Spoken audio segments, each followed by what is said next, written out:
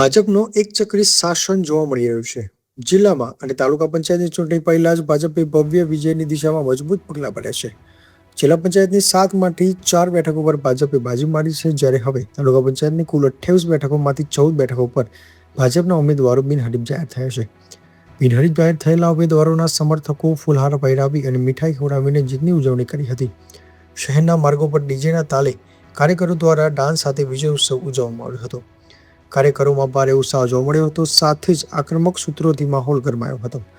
જિલ્લા મહામંત્રી જિગ્નેશભાઈ પાઠકે વિશ્વાસ વ્યક્ત કર્યો છે કે બાકીની બેઠકો પણ ભાજપનો વિજય નિશ્ચિત છે. Bureau report Pritesh Dorji, Panchmahal. આજરોજ ફોર્મ પરત ખેંચવાનો દિવસ લાસ્ટ દિવસ હતો, તો શહેરા તાલુકા પંચાયત અને જિલ્લા પંચાયતને જ્યારે ફોર્મ પરત ખેંચવાના દિવસ દરમિયાન જિલ્લા પંચાયતની ટોટલ 4 બેઠકો સમરસ થઈ છે, જેની અંદર મંગલિયાણા જિલ્લા પંચાયત સીટ, નાદરવા જિલ્લા પંચાયત સીટ, અણિયાદ જિલ્લા પંચાયત સીટ અને દામોદ જિલ્લા પંચાયત સીટ બિનહરીફ જાહેર થયેલી છે.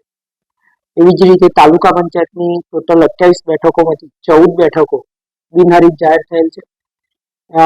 એ 14 બેઠકો ઉપર ચૂંટણી થવાની